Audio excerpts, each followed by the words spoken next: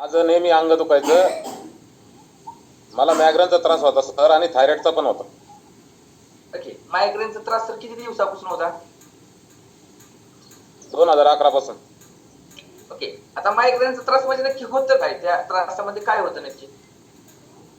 7 घंटे कोमात गेलतो सर मी. 7 घंटे कोमात.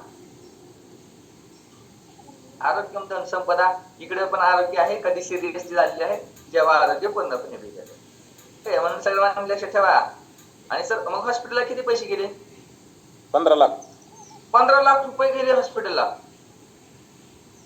त्यावेळेस तिथं मागचे सर होते, त्यांना 80,000 रुपयात आपलं जे आरोग्य आहे ते थोडंसं व्यवस्थित केलं होतं. या सरांनी 15 लाख रुपये घालवलेत हॉस्पिटलला. आतापर्यंत डॉक्टर बदललेच होतं. काय सांगितलं डॉक्टरांनी?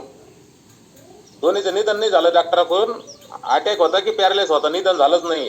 एंजिओग्राफी केलेली, MRI केलेलं आहे, खूप मेडिसिन खाल्लेलं आहे. त्याच्यापासून माझं 65 किलो 99 किलो पर्यंत वेट गेलं सर.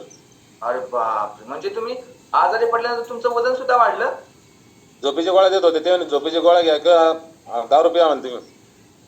मेंदू शांत राहील बा, असं बधीर होईल मेंदू. दारू पिल्याने डोकं शांत राहतं. आणि मग सर तुम्ही काय प्रयत्न केले का वजन कमी करायला? माझ्या आजोबांनी मला 85 किलो 83 किलो वजन होतं त्यावेळेस सलाजी दिलं तर त्याने कमी झालं. पण झोपेच्या गोळ्या चालू असल्यामुळे परत ते रिटर्न वापस होते व्हायचं ते. तेव्हा फक्त वजन कमी झालं होतं का काही बाकीचे चॅलेंज पण कमी झाले होते? थोडे अंगदुखी थांबली होती.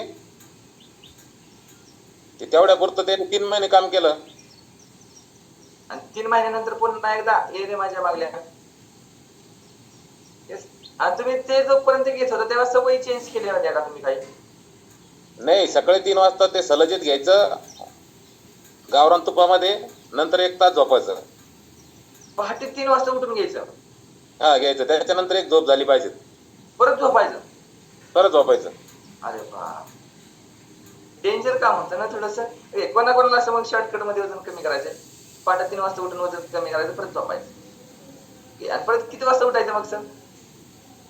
सकाळी आपल्याला मग ती सवय रुटीन पडून जाते ना, 7 7:30 कधी 8. ओके. तोपर्यंत ऑक्सिजन संपला. बऱ्यापैकी ऑक्सिजन सकाळचा चांगला मिळत असतो. आणि आता किती वाजता उठता सर मग? आता 4:30. 4:30 वाजता उठताय. मग 4:30 वाजता आम्ही तुम्हाला फ्युल घ्यायला सांगितलं आहे का? फ्युल घ्यायचं परत झोपायचं असं काय सांगितलं होतं का? नाही सर. ओके. आणि मग सर फ्युल घेतल्यानंतर किती दिवसामध्ये तुम्हाला फरक जाणवायला लागला? मी फ्युल घेतल्यानंतर 3ऱ्या दिवशी ऊस शेतामध्ये गेलतो सर. अरे बाप. हाय टेम्परेचर मध्ये. फ्युल घ्यायच्या आधी जात नव्हता तुम्ही रानामध्ये? नाही, 10च्या नंतर नव्हतं जात. का बरं सर? डॉक्टरांनी तर सांगितलंच होतं 10 ते 4 शेतात जायचं नाही. अजिबात जायचं नाही. मग काम कोण करणार? मग सालदार असायचे. चालतं असायचं. आता असतात? नाही, आता बंद केलेले. अरे वा. म्हणजे फायदा पण झालेला आहे तुम्ही शेतामध्ये गेल्यापासून. डे नाईट काम करतो पण आळस येत नाहीये.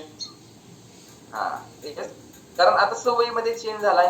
तुमच्या जेवढ्या शरीराला गरज असते अन्न घटकांची, ते अन्न घटक आहेत ते मिळायला सुरुवात झाली आहे. त्याच्यामुळे 100% फायदा झालेला आहे. येस. आणि तुम्हाला काय वाटतंय, तुम्ही जर कम्युनिटी सोबत राहिलात तर किती वर्ष निरोगी जीवन जगू शकता? अजून 40 वर्षापर्यंत. अजून 40 वर्षापर्यंत नक्की? नक्की. आणि जर कम्युनिटी सोडली तर मागचा दिवस सुरू केलं काहीतरी चुकीच्या पद्धतीचं खाणं, 7:30 वाजता उठणं, पाणी जास्त न पिणं, तर काय वाटतंय उन्हात जाऊ शकता मग? नाही, नंतर नाही जमणार ना ते. नाही जमणार. ते सवय आहे, सर्वांसाठी आहे. आपल्या जे सवय आहे ती व्यवस्थित आपण इथं लावत असतो. फक्त काय करायचं आहे, आपल्या सवयी लावल्यानंतर ते मोडायचे नाही. वजन कमी करणं आमचं काम आहे, वजन मेंटेन ठेवणं तुमचं काम आहे. आम्ही तुम्हाला एक चांगल्या सवयी लावलेल्या असतात, त्याचा तुम्ही फॉलो केला सर्वांसाठी आहे तर 100% तुमचं वजन आहे ते मेंटेन राहणार.